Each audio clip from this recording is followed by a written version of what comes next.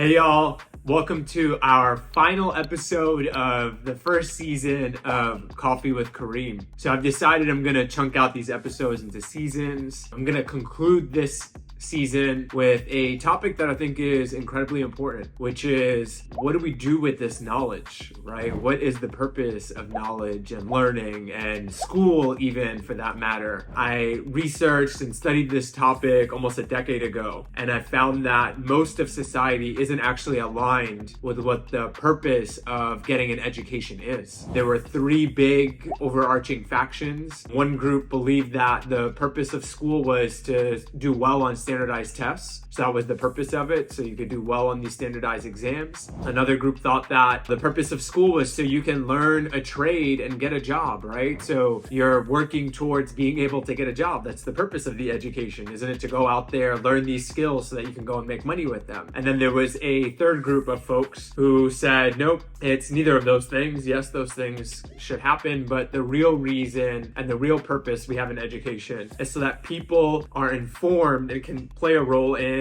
fulfilling their civic responsibility, right? So they can elect responsible leaders, they can make sure our country continues to thrive because we have good governance. So as you can imagine, when everything is a priority, nothing is a priority. And so our country is divided. And then of course, those are just the three big buckets. There's a dozen others that people think are the reason for school. I'm not here to come on here and debate with you all what the purpose is, but what I do think is important is really understanding why it is we're learning what we're learning in any context. And I think the folks who have been most successful in life aren't the ones who are sitting there and just learning.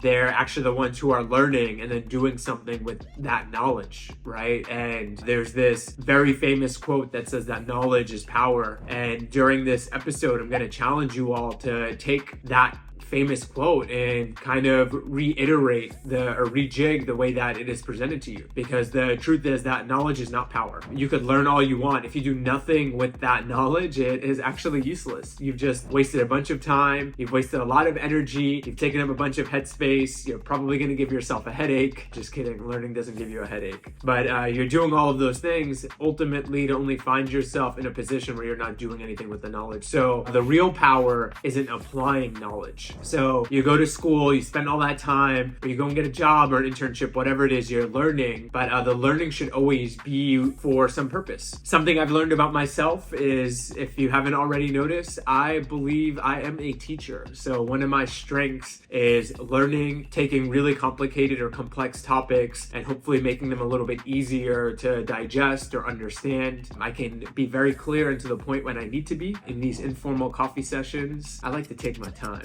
So we're not rushing through any of that stuff, but really wanted to talk about the importance of applying your knowledge. So let's talk about how you can do that. One of the easiest ways to apply your knowledge is to teach, right? So we learn something, we go and teach it to someone else. That is an application of the knowledge. So we had some purpose to it. Maybe it wasn't directly for us. Maybe what we needed to learn was to help someone else. And so what we can do with that knowledge is take it and then go and teach someone else. And then another very applicable use or application of knowledge is in changing our thoughts. So when you go and learn something, have a thesis, right? Or a hypothesis originally, right? So say I have a hypothesis and I think one way, go and learn something and then challenge your thinking and say, do I still think the same way I thought before I learned this? So changing the way we think about something is a perfect application of knowledge. The third way I would say we can apply our knowledge is in changing our behavior. So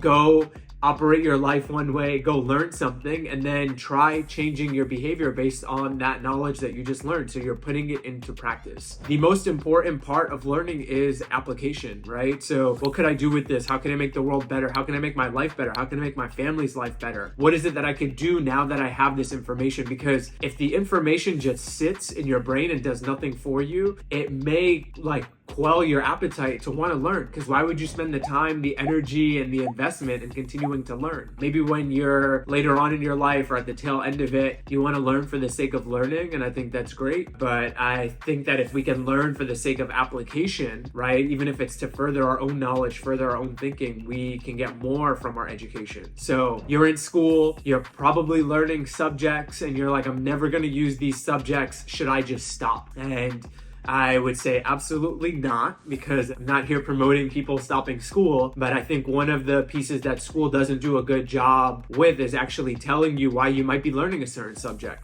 So when I was in school, I was learning math, I was learning science, and I didn't really think I was going to become a doctor, and I knew I wasn't going to become a mathematician. I enjoyed those subjects, but it took me a while before I realized when I was studying education that the reason why we learn those subjects is because they sharpen our problem solving skills, right? So problem solving is something that you're going to have to do for the rest of your life. So now, is math the only way, or science the only way to learn how to become a good problem solver? And the reality is no. It is one way to be able to do that. And that's why you'll see that there are people who are incredibly successful who dropped out of high school, didn't go to college. It's not because they learned math and science, it's because they learned the problem solving skill in a different way. So school is probably the easiest course to do that with the least friction, but it's not the only way. You may have been learning about government, right? And there's debate in history or understanding history. Same thing with reading. You're probably taking reading classes when you're in school and you're like, I don't want to become an author. I'm not going to be a writer. I'm not blogging. I don't want to run for office. And so what is the purpose of these classes? And actually, if you take a step back, the purpose of classes like that in philosophy are to push our critical thinking. So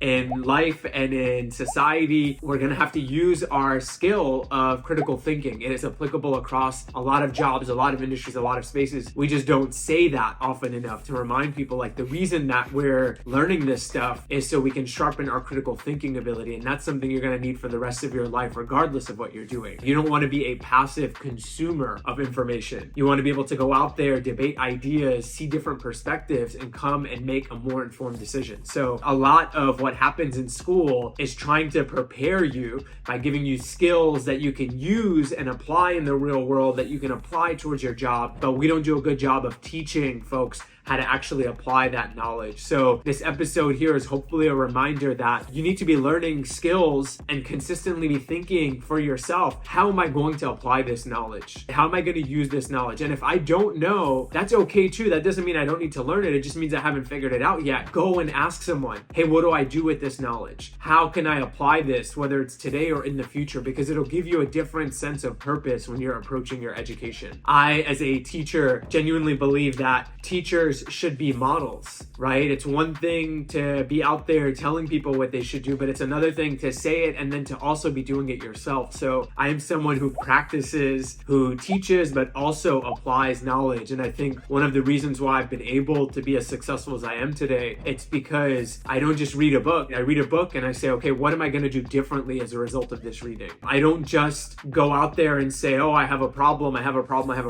No, I use the things that I've learned in school to solve problems, right? I do things like having conversations with other people. I write, I read, right? I go out and do research. I go do reading. I look at problems from multiple angles. I ask myself questions, and you have the same ability to be able to do that. So when you're given a project at school and it's vague or it's ambiguous, sometimes that's a good thing, because you're going to have problems and be faced with things in your personal life or in your work life that are vague or ambiguous, and you're going to have the ability to be able to apply the skills that you're learning in school. So there's so many skills, right? Like judgment, discipline. Sometimes people say you learn discipline through homework. Again, just a means to an end, but you have to understand, what is it that I'm trying to learn and how do I apply this later on? And then when you finally finish your college studies and you become more intentional about your own learning, you want to consistently be asking yourself, am I learning with some purpose or intention? What is the purpose or the intention that I'm learning this, so I can apply it? Because if I'm not going to apply it and do nothing with it, guess what? It's going to go in one ear and out the other. It'll eventually fade, and you don't want to be wasting your time or the time of other people around you. So incredibly important to recognize that school doesn't do a good job of always telling you this is what you're learning and this is how you're going to use it, or this is how you're going to apply it, but you have the ability to do that. And I challenge you, every single time you're hearing or learning something, that you're asking yourself, what am I going to do differently as a result of this? And it might be, hey, I'm not going to watch this anymore. I'm not going to listen to this anymore. I need a new source of information. And that is absolutely okay.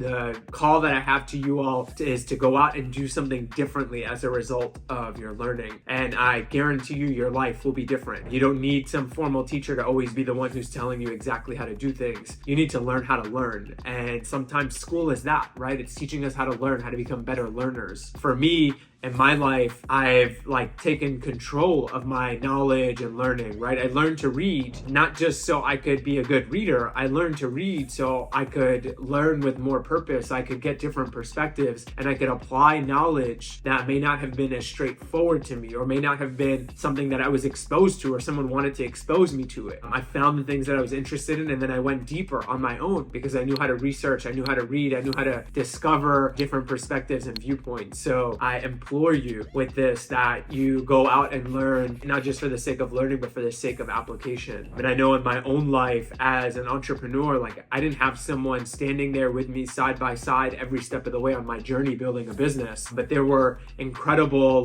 mentors and role models in these books, right? People who had built businesses and built companies, who had started them and run them, had written books about it. And I was able to go and read and apply what I was learning. So I wasn't just learning for the sake of learning, I was learning with the sake of application. So there was a purpose to it. And I think once you are able to understand why you're learning and how to enact that learning, right? How to change behavior, how to change our thinking, how to change perspective, how to change our initial hypothesis, then we're moving in the right direction. So if you've watched the first season, the entirety of the first season, my question to you is, what are you going to do differently now that you've done that? And my hope is that as you continue to engage with this sort of content, that I'm going to be able to share with you how you can apply this knowledge. So this episode is really about the importance of applying knowledge, the importance of following up, the importance of going out there and taking what you're learning and not just leaving it there on a shelf to collect dust, but actually applying it. So go out there, apply it, and get after it.